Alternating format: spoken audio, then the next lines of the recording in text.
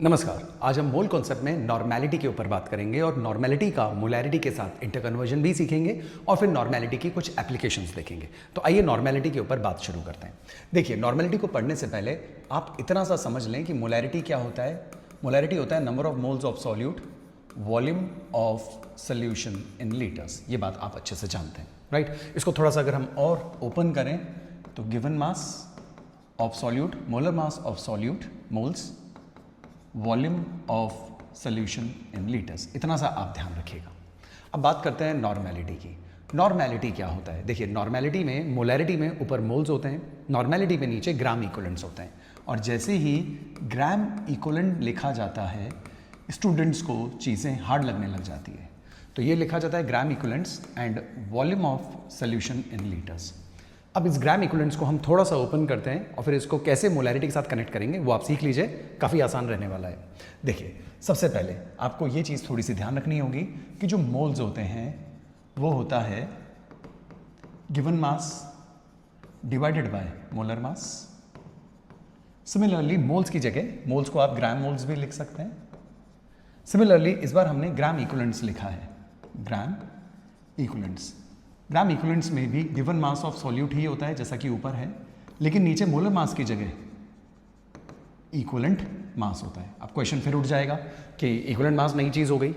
तो अब हम ये भी जानते हैं कि जो इक्विवेलेंट मास है, और आप नहीं जानते तो ध्यान रखिए, इक्विवेलेंट मास होता है molar mass divided by valency factor. N से भी रिप्रेजेंट करते हैं, एक्स से भी रिप्रेजेंट करते हैं। तो दिस इज वैलेंसी फैक्टर, जो हमने प्रीवियस वीडियो में भी देखा, आज और बता दूंगा, वैलेंसी फैक्टर, राइट। तो इक्विवेलेंट मास की वैल्यू ये होती है। अब हम क्या कर सकते हैं, इन वैल्यूज को अगर हम यहाँ पे पुट करें तो normality is equals to gram equivalents. Gram equivalents होता है given mass upon equivalent mass. तो given mass WB of solute, ये तो सही है ही है। इक्विवेलेंट मास नीचे है, इक्विवेलेंट मास की जगह हम रख सकते हैं, सामने ध्यान दीजिएगा, मोलर मास ऑफ सॉल्यूट, और जो वैलेंसी है वो नीचे आएगी, वो ऊपर चली जाएगी, यहाँ पे वो एन फैक्टर हो गया आपका, एक्स भी बोला जाता है, और नीचे वॉल्यूम ऑफ द सॉल्यूशन तो वहीं का वहीं है, right.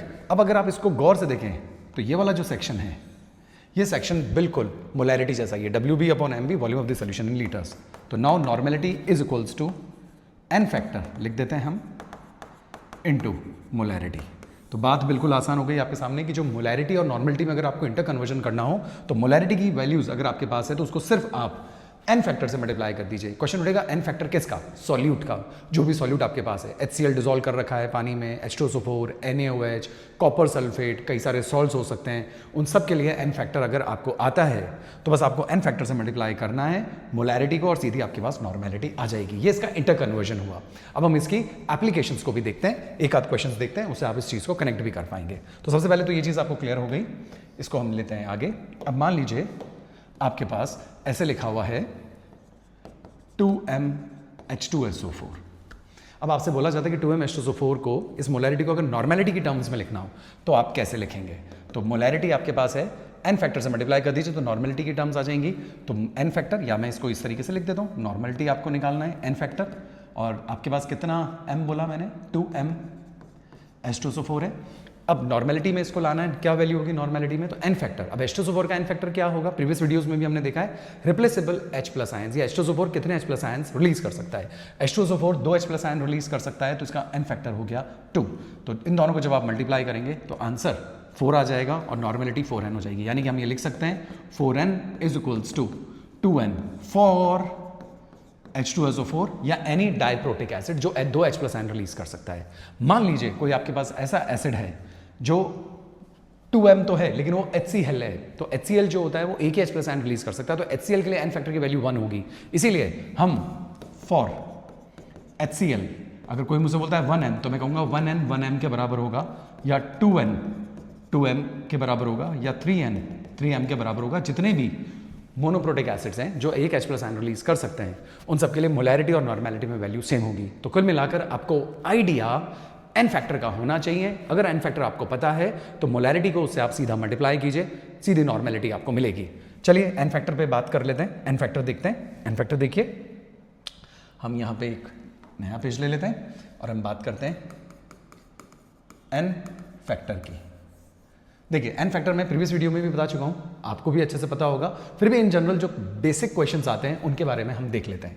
For example HCl, HNO3, इन सब के लिए जो भी एक H रिलीज कर सकते हैं, H3PO2, ये सब एक ही H रिलीज कर सकते हैं, इन सब के लिए एन फैक्टर की जो वैल्यू होगी वो 1 होगी। सिमिलरली H2SO4 फुली आयनाइज मानते हैं हम कि फुली डिसोसिएशन होता है, इसलिए वीक एसिड्स नहीं रखते जनरली। H2SO4 के लिए एन फैक्टर की वैल्यू 2 होगी, या H3PO3 के लिए भी 2 होगी। सिमिलरली H3PO4 ये याद रखने वाले एसिड्स हैं, इसके लिए एन फैक्टर की वैल्यू 3 होगी। नॉर्मली मोल कॉन्सेप्ट में तो एसिड्स और बेस ही जनरली यूज़ किए जाते हैं, तो ये एसिड्स आपके सामने मैंने लिख दिए। सिमिलरली बेसिस की अगर हम बात करें और आपको मैं सामने बोलूँ NaOH, तो ये रिप्लेसेबल एक ही OH है, एन फैक्टर की वैल्यू 1 होगी। MgOH whole twice, replaceable OH ions 2 हैं तो 2 होगी। Aluminium hydroxide, replaceable OH ions 3 है तो एन फैक्टर की वैल्यू 3 होगी। तो जनरली मोल कॉन्सेप्ट जब आप पढ़ते हैं, एसिड बेस के कॉन्सेप्ट जब आप लगाते हैं, तो बेसिकली यही एसिड्स और बेसिस आपको देखने को मिलेंगे। इनके एन फैक्टर की वैल्यूज आपके सामने, आप इनको यूज़ करके नॉर्मेलिटी को मोलैरिटी या मोलैरिटी को नॉर्मेलिटी में यूज़ कर सकते हैं। कभी कभी एन फैक्टर जो होता है वो सॉल्ट्स के लिए भी पूछ लिया जाता है इलेक्ट्रोकेमिस्ट्री के अंदर।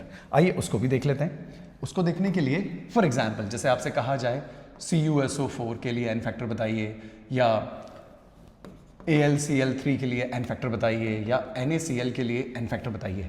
कभी कभी सॉल्ट्स के लिए इलेक्ट्रोकेमिस्ट्री में पूछा जाता है।